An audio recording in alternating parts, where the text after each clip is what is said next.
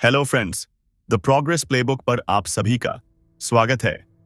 आज हम बात करने वाले हैं how to be discipline by Sheldon how book के बारे में। ठंडी सर्दियों की शाम थी।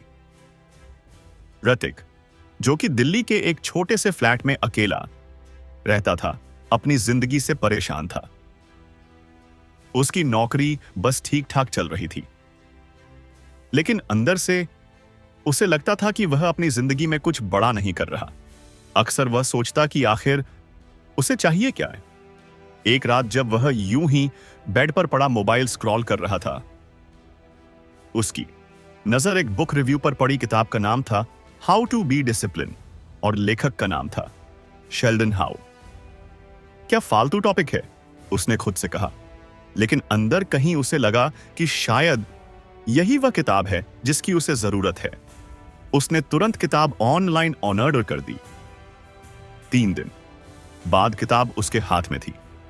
ऋतिक ने सोचा, चलो देख ही लेते हैं, आखिर यह बुक इतनी पॉपुलर क्यों है। वो बुक लेकर अपने बालकनी में चला गया। ठंडी हवा चल रही थी और चाय का कप उसकी टेबल पर रखा था। उसने बुक खोली और पहला चैप्टर पढ़ना शुरू किया। पहले चैप्टर का नाम था सेट क्लियर गोल्स। किताब पढ़ते ही ऋतिक को ऐसा लगा जैसे कोई उसे आईना दिखा रहा हो। उसमें लिखा था, स्पष्ट और प्राप्त करने योग्य लक्ष्य स्थापित करना अनुशासन का मूलभूत है। Goals provide direction and motivation, making it easier to stay focus and measure progress. Hrithik को समझ नहीं आया कि यह इतनी सिंपल सी बात उसे अब तक समझ क्यों नहीं आई थी देश से। वह अक्सर बड़े बड़े सपने देखता था, एक दिन अपनी कंपनी शुरू करूंगा या डिजिटल मार्केटिंग में एक्सपर्ट बनूंगा, लेकिन कभी उसने अपने गोल्स को डिटेल में प्लान नहीं किया था। उसने किताब के अगले पैराग्राफ पर नजर डाली। वहां लिखा था, if you don't know where you are going you will never get there is. एक लाइन ने उसे झक छोड़ दिया। सही बात है, उसने सोचा। मैं हमेशा यह सोचता हूं कि कुछ करना है, लेकिन करना क्या है यह पता ही नहीं होता। उसने किताब को बंद किया और बालकनी से उठकर अंदर चला गया। उसने अपने रूम का सबसे शांत कोना चुना और अपनी नोटबुक लेकर बैठ गया। उसने सोचा कि पहली बार अपनी लाइफ में वह कुछ क्लियर गोल्स बनाएगा। पहली लाइन उसने लिखी, एक, अपनी फिटनेस पर ध्यान देना है। अगले 6 महीने में 10 किलो वजन कम करना है। 2 डिजिटल मार्केटिंग के 3 एडवांस कोर्स पूरे करने हैं। 3 हर महीने 5 नई किताबें पढ़नी हैं। लिखने के बाद उसने नोटबुक बंद की और एक अजीब सी राहत महसूस कि यह सब करना इतना आसान तो नहीं था, लेकिन पहली बार उसने अपने गोल्स को इतना साफ साफ लिखा था। अगले दिन जब वह सुबह उठा तो उसने अपनी लाइफ का पहला गोल शुरू करने की कोशिश की। उसने अलार्म 6 बजे लगाया था, लेकिन जब अलार्म बजा तो उसने तुरंत स्नूज बटन दबा दिया 5 मिनट, और उसने खुद से कहा, वह मिनट कब 1 घंटे में बदल गए उसे पता भी नहीं चला। जब उसकी आंख खुली तो उसने दीवार घड़ी की ओर देखा। 7:30 हो चुके थे। यार, आज भी नहीं हो पाया, उसने गुस्से में खुद से कहा। फिर उसे अपनी किताब की याद आई। उसने बुक निकाली और फिर से पहला पेज पढ़ा। उसमें एक लाइन थी, failure is a part of the process, don't be discouraged by small setbacks focus on and getting back और ऑन एंड ट्रैक डस। उसने मुस्कुराते हुए खुद से कहा, चलो, यह तो किताब ने पहले ही समझा दिया था, कोई बात नहीं, कल से सही। उस शाम उसने एक और काम किया। उसने अपने रूम की दीवार पर एक बड़ा सा चार्ट लगाया और उसमें अपने गोल्स लिख दिए। उसके बगल में उसने छोटे छोटे बॉक्स बनाए। हर बार जब वह अपना कोई काम पूरा करता तो वह एक बॉक्स में टिक करता। धीरे धीरे अगले कुछ दिनों में उसने सुबह जल्दी उठने की आदत डालनी शुरू कर दी। वो पहली बार पार्क में जॉगिंग के लिए गया। पार्क में ठंडी हवा, बा और भागते हुए लोगों को देखकर उसे महसूस हुआ कि उसे अपनी जिंदगी को लेकर सीरियस होना ही पड़ेगा। वापस आकर उसने किताब का अगला हिस्सा पढ़ा। वहां लिखा था, break your goals into smaller manageable steps a big goal can feel overwhelming. उसने सोचा, उसने अपने फिटनेस गोल को छोटे छोटे टास्क में डिवाइड कर दिया। पहले हफ्ते सिर्फ 15 मिनट जॉगिंग करूंगा, दूसरे हफ्ते 20 मिनट, फिर धीरे धीरे 30 मिनट। किताब का पहला चैप्टर जैसे उसकी लाइफ का गाइड बन गया था। वह हर बार उसे पढ़ता और अपनी लाइफ में अप्लाई करने की कोशिश करता। लेकिन लाइफ इतनी आसान कहां होती है। एक दिन उसकी मां का कॉल आया। उन्होंने कहा, तुमने पिछले 2 हफ्तों से फोन क्यों नहीं किया? हम यहां कितने पर है ऋतिक को? अचानक एहसास हुआ कि वह अपने गोल्स में इतना खो गया था कि उसने अपने परिवार से बात करना ही बंद कर दिया था। उसने फौरन मां को कॉल बैक किया और उनकी बात ध्यान से सुनी। उसने सोचा कि शायद सेट क्लियर गोल्स का मतलब सिर्फ करियर और फिटनेस नहीं, बल्कि अपने रिश्तों को भी बैलेंस करना है। उसने अपनी नोटबुक निकाली और एक और लाइन लिखी, 4 हर हफ्ते अपने पेरेंट्स को कॉल करना और उनके साथ टाइम ताना। इस तरह ऋतिक की लाइफ धीरे धीरे बदलने लगी। वह हर रात सोने से पहले अपने दिन का रिव्यू करता। अगर उसने कोई टास्क मिस कर दिया होता तो वह उसे अगले दिन की लिस्ट में जोड़ लेता। किताब के पहले चैप्टर ने उसे समझा दिया था कि गोल्स सिर्फ लिखने के लिए नहीं होते, बल्कि उन्हें जीना होता है। उसने सीखा कि गोल्स की वजह से उसकी जिंदगी में एक दिशा आई थी। लेकिन कहानी यहां खत्म नहीं होती। ऋतिक को समझ आ गया था कि यह सिर्फ शुरुआत बात है शेल्डन हाउ की। किताब का पहला चैप्टर तो एक झलक मात्र थी। उसे बाकी के चैप्टर पढ़ने थे और उन पर काम करना। अगर आपको हमारी फ्री समरी अच्छी लगती है तो आप हमारे चैनल को सब्सक्राइब कर सकते हैं, हमारी मेंबरशिप खरीद सकते हैं या हमें यूपीआई के थ्रू सपोर्ट कर सकते हैं। अब समरी पर वापस चलते हैं। वह खुद से मुस्कुराकर बोला, अब देखो ये किताब मेरी जिंदगी कैसे बदलती है। ऋतिक ने अगले कुछ दिनों में अपने पहले गोल्स पर अच्छा खासा काम कर लिया था। उसे लगा कि अब उसकी लाइफ धीरे धीरे पटरी पर आ रही है। उसके दीवार वाले चार्ट पर कई बॉक्स टिक हो चुके थे और हर टिक उसे एक नई एनर्जी देता था। उसने सोचा कि अब वक्त आ गया है किताब का अगला चैप्टर पढ़ने का। रात के खाने के बाद वह अपने फ्लैट के छोटे से कोने में बैठा, सामने उसकी किताब रखी थी। उसने कपड़े की बुकमार्क हटाई और अगला पेज पलटा। दूसरा लेसन था डेवलप अ रूटीन। पढ़ते ही उसे लगा कि यह तो वही चीज है जो हमेशा उसकी सबसे बड़ी कमजोरी रही है। उसकी लाइफ इतनी बेतरतीब थी कि भी चीज कभी प्लान के हिसाब से नहीं होती। कभी वह रात को देर तक जागता, कभी सुबह लेट उठता। वीकेंड्स तो पूरी तरह से यूं ही निकल जाते थे। किताब में लिखा था, creating a consistent daily routine helps in building habits that reinforce discipline. A structured schedule minimize distractions and promotes productivity by allocating specific times for tasks. Hrithik ने किताब के हर शब्द को ध्यान से पढ़ा। उसे एहसास हुआ कि अगर वह सच में अपनी लाइफ में डिसिप्लिन लाना चाहता है तो उसे एक स्ट्रिक्ट रूटीन अपनाना पड़ेगा। उसने खुद से कहा, रूटीन बनाने का मतलब यह नहीं कि लाइफ बोरिंग हो जाएगी। इसका मतलब है कि मैं अपने टाइम का सही इस्तेमाल करना सीखूं।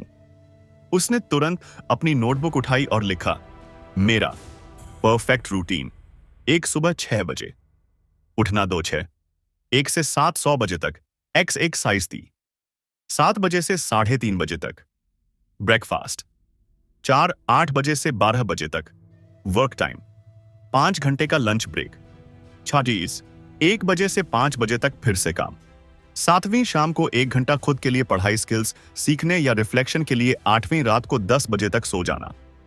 रूटीन प्लान करना आसान था, लेकिन उसे फॉलो करना, वह ऋतिक को पता था कि यह सबसे मुश्किल पार्ट है। उसने सोचा, चलो कल से ट्राई करते हैं। अगली सुबह जब उसका अलार्म 6 बजे बजा तो उसे पहले दिन जैसा ही एहसास हुआ। उसने कुछ देर के लिए फिर से स्नूज बटन दबा दिया, लेकिन तभी उसे याद आया कि वह अब अपनी पुरानी आदतों पर नहीं लौट सकता। उसने झट से अलार्म बंद किया और बिस्तर से उठ खड़ा हुआ। उसने अपने फोन में टाइमर लगाया और रूटीन के हिसाब से एक्सरसाइज शुरू की। शुरुआत में उसके शरीर को उठने में बड़ी मुश्किल हुई, उसे हर मिनट ऐसा लगा जैसे वह फिर से वापस सो जाए। लेकिन उसने किताब के उस हिस्से को याद किया या पाया जहां लिखा था habits hard to build initially लेकिन consistency makes them easy over time. पहले कुछ दिन उसके लिए बहुत स्ट्रगल वाले थे। कभी कभी वह ब्रेकफास्ट के टाइम पर बैठा यह सोचता कि क्या रूटीन बनाना सही फैसला था। लेकिन जैसे जैसे दिन बीतने लगे वह रूटीन का मजा लेने लगा। रूटीन का सबसे अच्छा असर उसकी प्रोडक्टिविटी पर हुआ। अब जब वह अपने काम पर बैठता तो उसका पूरा फोकस काम पर होता। उसे पता था कि उसने पहले से ही हर काम के लिए एक टाइम स्लॉट अलॉट किया है, इसलिए उसे सब कुछ ठीक से करने का टाइम मिलेगा। एक दिन ऑफिस में उसके मैनेजर ने उससे कहा, ऋतिक, तुमने पिछले हफ्ते जितना काम किया है वह शायद ही किसी ने किया होगा। तुम ठीक तो हो? ऋतिक ने मुस्कुराते हुए कहा, सर बस कुछ डिसिप्लिन में आ रहा हूं। शाम को जब वह घर लौटा तो उसे एहसास हुआ कि रूटीन सिर्फ टाइम को मैनेज करने का तरीका नहीं है, यह लाइफ को बेहतर बनाने का जरिया भी है। उसने अपने खाली वक्त में नई किताबें पढ़नी शुरू की। वह हर दिन रात को सोने से पहले अपनी दिनचर्या का रिव्यू करता, लेकिन लाइफ इतनी सीधी नहीं थी। एक रविवार को उसके दोस्त राहुल का फोन आया, भाई आज मूवी देखने चल रहे हो? ऋतिक को कुछ कंफ्यूजन हुआ। मूवी का मतलब था कि उसका शाम का पढ़ाई का टाइम मिस हो जाएगा।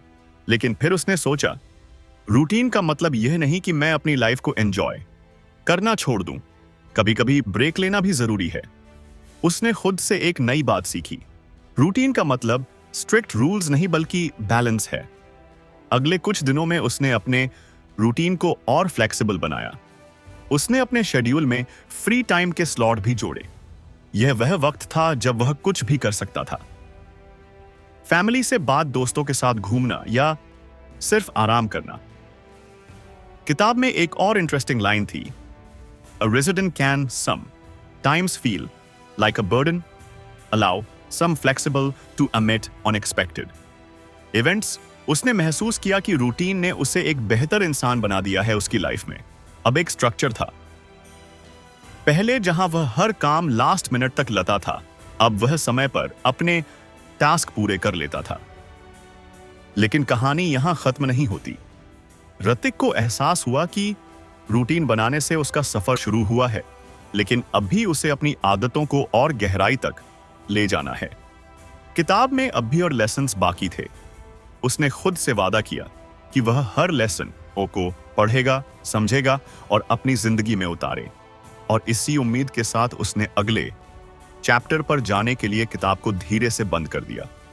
कुछ हफ्ते बीत चुके थे और ऋतिक अपनी रूटीन को लेकर काफी सहज महसूस करने लगा था। अब सुबह साउस की जल्दी उठना, वर्कआउट करना और दिन को प्रोडक्टिव तरीके से बिताना उसकी आदत में शामिल हो चुका था। लेकिन जिंदगी हमेशा सरल रास्ते पर नहीं चलती। एक दिन ऑफिस के बाद वह थक कर घर आया और उसने सोचा कि कुछ आराम किया जाए। उसने टीवी चालू किया और सीरियल देखते देखते अनजाने में 3 घंटे बर्बाद कर दिए। जब रात को उसने दीवार पर लगे अपने चार्ट को देखा तो वह शर्मिंदगी महसूस कर उसने खुद से कहा, यार इतना अच्छा चल रहा था सब कुछ, और आज फिर से वही पुरानी आदतों पर लौट आया। उसी रात उसने किताब निकाली और अगले चैप्टर पर पहुंच गया। तीसरे लेसन का नाम था एम्ब्रेस सेल्फ कंट्रोल। किताब की पहली लाइन ने ही उसे अंदर तक झोड़ दिया। उसमें लिखा था, सेल्फ कंट्रोल आवश्यक है ताकि प्रलोभन को दूर किया जा सके। Resisting short-term pleasures in favor of long-term goals is the asas foundation of discipline। Living Hrithik ने खुद से कहा, यही तो मेरी सबसे बड़ी प्रॉब्लम है। मैं हमेशा शॉर्ट टर्म प्लेजर के पीछे भागता हूं, चाहे वह घंटों सोशल मीडिया स्क्रॉल करना हो या कुछ भी ऐसा करना जो मेरे बड़े गोल्स के खिलाफ है। किताब में एक और इंटरेस्टिंग बात लिखी थी, Distractions are everywhere and they often disguise themselves as harmless bricks, but every small temptation aids up to derail your progress। Hrithik ने अगले ही दिन से अपने अंदर सेल्फ कंट्रोल लाने की ठान ली। उसने सबसे पहले अपने सबसे बड़े डिस्ट्रक्शन की पहचान जान की। उसका मोबाइल उसने अपने फोन से सारी अनावश्यक एप्स डिलीट कर दी और स्क्रीन टाइम लिमिट सेट कर दी। उसने तय किया कि वह दिन में सिर्फ एक बार सोशल मीडिया चेक करेगा, वह भी सिर्फ 15 मिनट के लिए पहले दिन। यह करना उसके लिए बहुत मुश्किल था। कई बार उसका मन हुआ कि वह फोन उठाकर यह लाइन उसके लिए गाइड की तरह बन गई। उसने महसूस किया कि सेल्फ कंट्रोल लाने का मतलब यह नहीं है कि वह हर चीज से खुद को दूर कर ले। इसका मतलब यह है कि वह अपनी प्रायोरिटी को समझे और जो उसके गोल्स के खिलाफ है उसे ना कहना सीखे। कुछ दिन बाद एक और चुनौती उसके सामने आई। शनिवार की शाम उसके दोस्त उसे कॉल करके पार्टी के लिए बुला रहे थे। वह जानता था कि अगर वह गया तो पूरी रात पार्टी में निकल जाएगी और अगले दिन सुबह उठकर वर्कआउट करने का कोई चांस नहीं रहेगा। उसने खुद से सवाल किया, क्या मुझे जाना चाहिए या मुझे अपने लॉन्ग टर्म गोल्स पर फोकस करना चाहिए? किताब की एक और लाइन उसे याद आई, हर बार जब आप एक तमन्ना का विरोध करते हैं तो आप एक कदम और करीब आते हैं बनने के लिए जिस व्यक्ति को आप बनना चाहते हैं। ऋतिक ने आखिरकार पार्टी में ना जाने का फैसला किया। उसने दोस्तों से माफी मांगी और उन्हें समझाया कि वह इस वक्त अपनी लाइफ पर काम कर रहा है। हालांकि यह करना उसके लिए आसान नहीं था। मन में कहीं उसे यह भी लगा कि शायद दोस्त उसे अब बोरिंग कहेंगे, लेकिन अगले दिन सुबह जब वह समय पर उठा और अपनी दिनचर्या फॉलो की तो उसे अपनी इस जीत पर गर्व महसूस हुआ। एक दिन जब वह शाम को किताब पढ़ रहा था, उसने उसमें लिखा देखा, discipline is choose between that you want now and that you want most. उसने महसूस किया कि सेल्फ कंट्रोल सिर्फ बड़ी चीजों में नहीं बल्कि छोटी छोटी आदतों में भी जरूरी है। उसने ठान लिया कि वह अपनी लाइफ के हर छोटे पहलू में इसे लागू करेगा। उदाहरण के लिए, जब वह ऑफिस में लंच के बाद मीठा खाने की आदत बना चुका था, उसने उसे छोड़ने का फैसला किया। पहली बार जब उसने अपने फेवरेट गुलाब जामुन को देखा और खुद से कहा, नहीं, ये मेरे फिटनेस गोल के खिलाफ है, तो उसे महसूस हुआ कि सेल्फ कंट्रोल कितना मुश्किल लेकिन जरूरी है। किताब में आगे लिखा था, the key to master self control it's to remind yourself of your bigger goals whenever a temptation arise. Hrithik ने इस सलाह को अपने दिमाग में फिट कर लिया। उसने हर उस चीज को अपने सामने रखना शुरू कर दिया जो उसे उसके बड़े गोल्स की याद दिलाए। उसकी नोटबुक, दीवार पर लगे चार्ट और उसकी खुद की journey, all this become his motivate. धीरे धीरे उसकी इच्छाओं पर काबू पाने की ताकत बढ़ने लगी। अब जब भी उसे कोई डिस्ट्रैक्शन दिखता, वह खुद से एक ही सवाल करता, क्या यह मुझे मेरे बड़े गोल्स के करीब ले जाएगा या दूर करेगा? कुछ हफ्तों बाद उसके ऑफिस में एक और चैलेंज आया। कंपनी ने एक नया प्रोजेक्ट दिया जिसमें उसे देर रात तक काम करना होता। पहले वह हमेशा ऐसे हालात में बहाने ढूंढता कि प्रोजेक्ट कैसे टाला जाए, लेकिन अब उसने सेल्फ कंट्रोल के साथ अपने समय को मैनेज करना सीखा। उसने अपने रूटीन को कुछ बदला ताकि प्रोजेक्ट के साथ साथ उसकी बाकी आदतें भी बनी रहे। ऋतिक को एहसास हुआ कि सेल्फ कंट्रोल सिर्फ डिस्ट्रक्शंस को इग्नोर करने के लिए नहीं बल्कि मुश्किल परिस्थितियों में खुद को बेहतर तरीके से संभालने के लिए भी जरूरी है। किताब के इस लेसन ने उसकी लाइफ का एक और शानदार सपा से दरवाजा खोल दिया था। उसने महसूस किया कि जो लोग अपनी छोटी छोटी इच्छाओं को कंट्रोल करना सीख जाते हैं वही बड़ी बड़ी चीजें अचीव कर पाते हैं। और इस तरह ऋतिक ने अपनी जर्नी को और आगे बढ़ाने का फैसला किया। ने खुद से कहा, अभी तो सिर्फ शुरुआत हुई है, यह किताब मुझे और कितना सिखाएगी, मैं इसका इंतजार नहीं कर सकता। अगली रात उसने किताब के अगले चैप्टर पर जाने के लिए उसे धीरे से बंद कर दिया। ऋतिक की जिंदगी धीरे धीरे बदल रही थी। रूटीन और सेल्फ कंट्रोल के लेसन्स को उसने अपनी लाइफ का हिस्सा बना लिया था। हर दिन उसके भीतर एक नई एनर्जी और मोटिवेशन होती थी, लेकिन फिर भी कुछ ऐसा था जो उसे खटक रहा था। कई बार जब वह काम करता तो उसका मन भटकने लगता। वह एक काम में लगा होता और तभी अचानक किसी पुराने पल की याद आ जाती या भविष्य की चिंता उसके दिमाग में घूमने लगती। कभी वह सोचता कि अगर प्लान्स काम नहीं किए तो क्या होगा, या कभी उसे लगता कि वह अपनी पुरानी गलतियों के बारे में सोचकर वक्त बर्बाद कर रहा है। एक दिन जब वह शाम को अपने फ्लैट की बालकनी में बैठा था तो उसने खुद से कहा, मैंने डी एंड सेल्फ कंट्रोल पर तो काफी काम कर लिया है, लेकिन यह ध्यान क्यों भटकता रहता है। उसे लगा कि यह शायद अगला लेसन सीखने का सही वक्त है। उसने किताब निकाली और अगले चैप्टर पर पहुंचा। चौथे लेसन का नाम था प्रैक्टिस माइंडफुल। किताब में लिखा था, mindful maintaining focus on reduce anxiety में मदद करता है से by being present in the moment individuals can better manage their thoughts and emotions leading to improved decision making and productivity। Hrithik ने इस लेसन को पढ़ना शुरू किया और उसे महसूस हुआ कि यह उसकी जिंदगी की सबसे बड़ी परेशानी का जवाब हो सकता है। उसने सोचा, मैं अक्सर या तो अतीत में जीता हूं या भविष्य की चिंता में खो जाता हूं, लेकिन शायद मैं अभी के पल को जीने में असफल हूं। किताब में एक और लाइन थी जिसने उसका ध्यान खींचा, the mind is like a monkey always jumping from one thought to another। mindful helps you tame this monkey and bring it to the present moment। Hrithik ने तुरंत इस लेसन को अपनी जिंदगी में लागू करने का फैसला किया। अगली सुबह जब उसने अपना वर्कआउट खत्म किया तो उसने एक नई प्रैक्टिस शुरू की। उसने इंटरनेट पर देखा कि माइंडफुलनेस मेडिटेशन कैसे किया जाता है। उसने अपनी बालकनी में एक शांत जगह चुनी, आंखें बंद की और गहरी सांसें लेने लगा।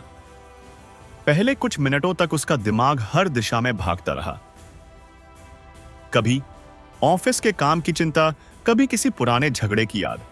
लेकिन उसने खुद से कहा, जो भी ख्याल आए उन्हें आने दो, लेकिन मैं अपनी सांस पर फोकस करूंगा। धीरे धीरे उसने महसूस किया कि उसके विचार धीमे हो रहे हैं। जैसे जैसे वह गहरी सांस लेता गया, उसका मन शांत होता गया। पहली बार उसे ऐसा लगा कि वह अपने दिमाग को कंट्रोल कर पा रहा है। किताब में लिखा था, माइंडफुलनेस नहीं बंद करने के बारे में है, यह देखने के बारे में है कि वे बिना किसी निर्णय के देख रहे और सौम्य ढंग से अपनी ध्यान को वापस प्रस्तुत कर रहे हैं। इस प्रैक्टिस को उसने अपनी डेली रूटीन का हिस्सा बना लिया। हर सुबह और रात को सोने से पहले वह 10 मिनट के लिए मेडिटेशन करता। इसका असर उसकी पूरी जिंदगी पर दिखने लगा।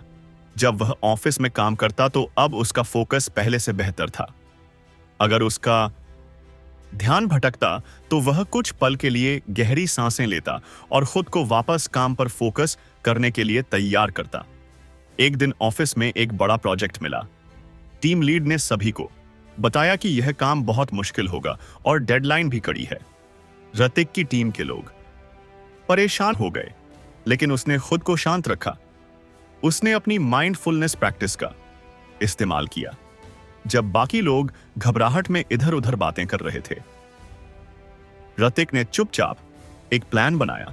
उसने अपने हिस्से का काम छोटे छोटे हिस्सों में बांट लिया और हर दिन के लिए एक टास्क तय किया। उसकी शांत और व्यवस्थित अप्रोच देखकर टीम लीड ने उसकी तारीफ की। उसने किताब की एक और लाइन याद की, माइंडफुल न केवल आपको दबाव के बीच शांत रहने में मदद करती है, बल्कि आपकी सोच को स्पष्ट करने और बेहतर निर्णय लेने में मदद करती है। माइंडफुल का असर उसकी पर्सनल लाइफ पर भी हुआ। पहले जब वह दोस्तों के साथ होता तो अक्सर उसका ध्यान कहीं और होता था, लेकिन अब वह हर बातचीत में पूरी तरह मौजूद रहता सा। उसे एहसास हुआ कि जब आप अपने करीबी लोगों को अपना 100% ध्यान देते हैं तो रिश्ते भी मजबूत होते हैं। एक दिन उसने अपनी मां को फोन किया। जब वह बात कर रही थी तो उसने खुद से वादा किया कि वह उनका हर शब्द ध्यान से सुनेगा। पहले जहां वह फोन पर सिर्फ हाँ ठीक है कहकर बात खत्म कर देता था, अब वह उनकी बातों पर प्रतिक्रिया देता और उनकी भावनाओं को समझने की कोशिश करता। माइंडफुल का सबसे बड़ा असर उसकी चिंता और तनाव पर हुआ। पहले वह छोटी छोटी बातों पर परेशान हो जाता था, लेकिन अब जब भी उसे तनाव महसूस होता वह गहरी सांस लेकर खुद को याद दिलाता, मैं इस पल में हूं, अभी जो है वही सच है, बाकी सब मेरे दिमाग का खेल है। किताब में एक और लाइन थी जिसे उसने अपने वर्क स्पेस की दीवार पर लिखकर लगा दिया, The present moment is the only place where life truly exists. Learn to live in it. धीरे धीरे माइंडफुल उसकी जिंदगी का हिस्सा बन गई। उसने महसूस किया कि इस एक प्रैक्टिस ने उसकी सोच, काम और रिश्तों में गहराई लाई दी है। अब वह हर दिन को खुली आंखों और खुले दिल से जीता था। ऋतिक को समझ आ गया था कि माइंडफुल सिर्फ मेडिटेशन तक सीमित नहीं है। यह हर उस पल में मौजूद हो सकता है जब आप खाना खा रहे हो, काम कर रहे हो या किसी से बात कर रहे हो। एक शाम जब वह बालकनी में बैठा था तो उसने आसमान की तरफ देखा। सूरज ढल रहा था और बादल हल्के नारंगी रंग के हो गए थे। उसने उस पल को पूरी तरह महसूस किया। पहले वह इन छोटी छोटी चीजों को नजरअंदाज कर देता था, लेकिन अब उसे एहसास हुआ कि यही पल जिंदगी को खूबसूरत बनाते हैं किताब के। इस लेसन ने उसकी सोच को बदल दिया था। उसने खुद से कहा, अगर मैं हर पल को ध्यान से जीना सीख जाऊं तो शायद जिंदगी की हर चुनौती आसान हो जाएगी। और इसी वादे के साथ उसने किताब को अगले चैप्टर के लिए बंद कर दिया। ऋतिक की लाइफ धीरे धीरे ट्रैक पर आसाम आ रही थी। माइंडफुल सेल्फ कंट्रोल और रूटीन की मदद से वह पहले से कहीं ज्यादा प्रोडक्टिव और शांत महसूस करने लगा था। लेकिन लाइफ हर वक्त एक जैसी नहीं रहती। कभी कभी सब कुछ सही करने, यह उसकी पहली बड़ी जिम्मेदारी थी। उसने पूरी प्लानिंग कर रखी थी। हर छोटी डिटेल बात सोचा, ध्यान दिया, अपने टीम मेंबर्स के साथ डिस्कशन किया और तय समय पर काम खत्म करने का पूरा भरोसा था। लेकिन जैसे जैसे डेडलाइन करीब आई, चीजें बिगड़ने लगी। टीम के कुछ लोग अपनी डेडलाइन मिस करने लगे और ऋतिक का खुद का काम भी पीछे छूटने लगा। उसने जितनी मेहनत की उससे कई गुना ज्यादा दबाव महसूस किया। डेडलाइन के दिन प्रोजेक्ट अधूरा ही रह गया। उसके मैनेजर ने उसे अपने केबिन में बुलाया और नाराजगी जताई। ऋतिक को खुद पर बहुत गुस्सा आया। उसने सोचा, मैंने इतनी मेहनत की फिर भी असफल हो गया। शायद मैं इस काम के लिए बना ही नहीं हूं। उस शाम वह आकर बालकनी में बैठा। ऐसा लग रहा था जैसे सारी मेहनत बेकार हो गई हो। उसने किताब को उठाया और अगले चैप्टर पर गया। 5वें लेसन का नाम था लर्न फ्रॉम फेलियर्स। पहली ही लाइन ने ऋतिक को सोचने पर मजबूर कर दिया। Failure is not the end, it's a stepping stone to success. Discipline. Evolve learning from setbacks rather than being disc by them. किताब आगे कहती थी, हर असफलता एक सबक ले जाती है। It's up to you to find it and use it to grow. Strang Hrithik ने किताब को एक पल के लिए बंद किया और सोचा, क्या मैं अपनी असफलता से सीख सकता हूं? क्या यह वाकई एक मौका है खुद को बेहतर बनाने का? अगले कुछ दिनों तक उसने अपने प्रोजेक्ट पर ध्यान से रिव्यू किया। उसने सोचा कि क्या क्या गलत हुआ था। उसने पाया कि उसने कुछ छोटी छोटी गलतियों पर ध्यान नहीं दिया था।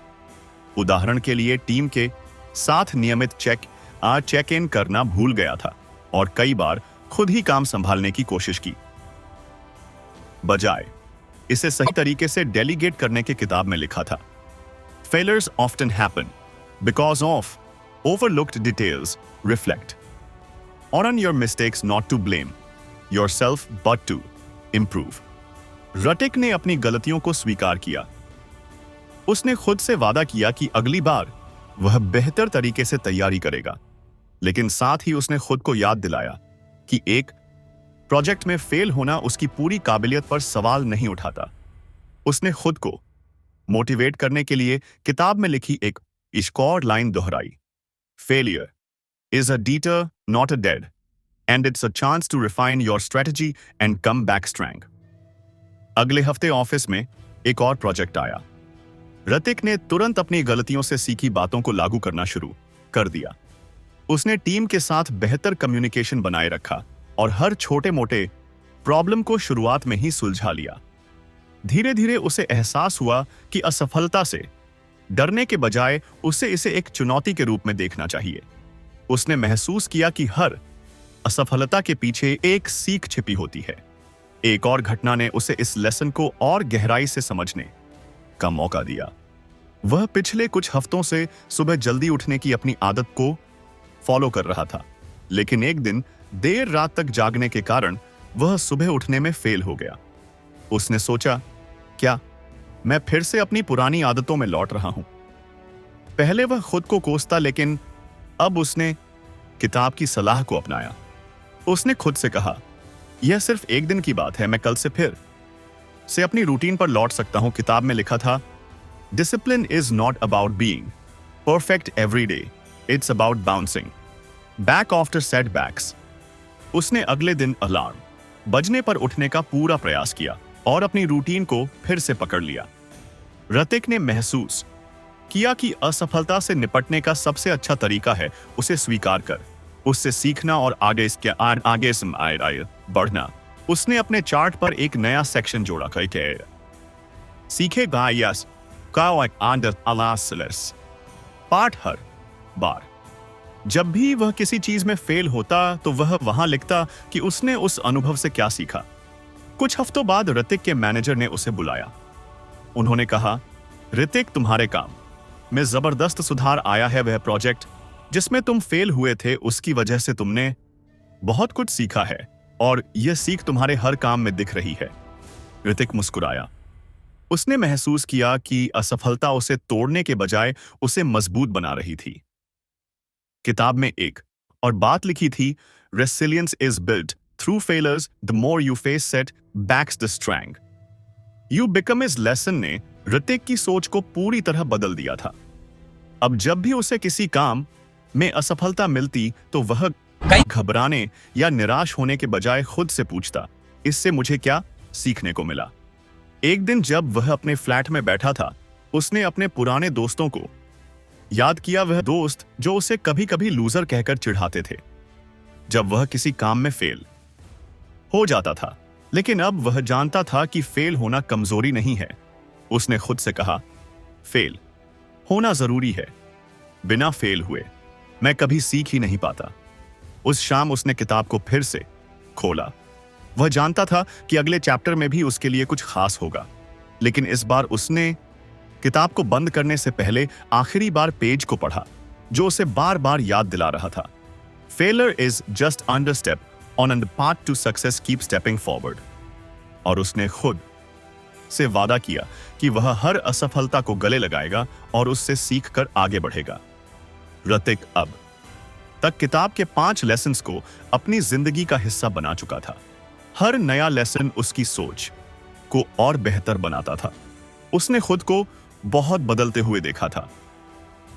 पहले जो आदमी हर छोटी असफलता बेशा पर खुद को दोषी ठहरा था, वह अब खुद को सिखा चुका था कि गिरना जरूरी है और गिरकर उठना उससे भी ज्यादा। लेकिन अभी उसकी यात्रा पूरी नहीं हुई थी। किताब के आखिरी चैप्टर ने उसकी उत्सुकता को बढ़ा दिया। उसने किताब को फिर से खोला और यह वह शब्द था जो उसकी लाइफ में अब तक सबसे ज्यादा मायने रखता था। उसने महसूस किया कि उसके सारे प्रयास, चाहे वह अपने गोल सेट करना हो, रूटीन बनाना हो, माइंडफुल अपनाना हो या सफलताओं से सीखना हो, सब कुछ तभी काम करता है जब वह लगातार बना रहे। किताब में लिखा था कि एक बार के प्रयास से कुछ नहीं बदलता। असली बदलाव तब आता है जब हम हर दिन छोटे छोटे कदम उठाते हैं और उन्हें निरंतर करते रहते हैं। ऋतिक ने सोचा कि कंसिस्टेंसी यानी निरंतरता उसके लिए सबसे मुश्किल रही है। कई बार वह एक दिन मेहनत करता और अगले दिन हार मान लेता। कई बार प्लान बनाता लेकिन उसे फॉलो नहीं कर पाता। उसे समझ आया कि शायद यही कारण था कि उसके कई सपने अधूरे रह गए थे। सिसी किताब में लिखा था, motivation gets you started but consistency keeps you going even on days when you don't feel like it showing up matters the most. Hrithik ने गहरी सांस ली। उसे समझ में आ गया कि कंसिस्टेंसी एक आदत है और इसे बनाने के लिए हर दिन मेहनत करनी होगी। उसने खुद से वादा किया कि वह अब हर दिन छोटा ही सही लेकिन एक कदम जरूर उठाएगा। अगले दिन उसने अपनी रूटीन को और सख्त बना दिया। सुबह जल्दी उठने के साथ उसने अपने दिन की प्लानिंग और डेडिकेशन को एक नया रूप दिया। उसने तय किया कि वह हर दिन 30 मिनट अपनी फिटनेस पर काम करेगा, भले ही वह कितना भी थका हुआ क्यों ना हो। उसने अपने काम में भी एक टाइम टेबल बनाया ताकि वह किसी भी डेडलाइन को मिस ना करे। शुरुआत में यह आसान नहीं था हैश। कई बार ऐसा हुआ कि उसकी सुबह की अलार्म बजने के बाद वो रुक बतर में ही पड़ा रहा। कई बार ऐसा हुआ कि वर्कआउट के लिए तैयार होते वक्त उसे बहाने सूझने लगे, लेकिन हर बार उसने खुद को याद दिलाया, कंसिस्टेंसी सबसे जरूरी है। अगर आज हार मान ली तो कल यह और मुश्किल हो जाएगा। धीरे धीरे उसने महसूस किया कि यह छोटे छोटे कदम उसे एक नई दिशा में ले जा रहे हैं। एक दिन ऑफिस में उसके मैनेजर ने उसे एक बड़ा प्रोजेक्ट दिया। यह वही तरह का प्रोजेक्ट था जिससे कुछ महीने पहले वह फेल हो चुका था, लेकिन इस बार उसके अंदर डर के बजाय आत्मविश्वास था। उसने खुद से कहा, इस बार मैं अपने प्लान को सिर्फ बनाऊंगा नहीं, बल्कि उसे लगातार फॉलो भी करूंगा। ऋतिक ने काम की शुरुआत छोटे छोटे हिस्सों में बांट कर की। उसने अपनी टीम के साथ नियमित मीटिंग्स रखी और हर किसी के काम का फीडबैक लिया। उसने खुद के लिए एक टाइम टेबल बनाया और हर टास्क को समय पर पूरा किया। जब भी उसका ध्यान भटकता या उसे थकान महसूस होती तो वह गहरी सांस लेकर खुद से कहता, बस एक और कदम, बस एक और कोशिश। धीरे धीरे उसका काम समय पर और बिना किसी बड़ी गलती के खत्म होने लगा। उसकी टीम के लोग भी उसकी कंसिस्टेंसी से प्रेरित थे। डेडलाइन के दिन प्रोजेक्ट पूरा हो गया और उसका मैनेजर उसकी मेहनत और लीडरशिप की तारीफ करते नहीं थका। ऋतिक को एहसास हुआ कि कंसिस्टेंसी का असर सिर्फ उसके काम तक सीमित नहीं था, यह उसके हर पहलू में झलक लगा।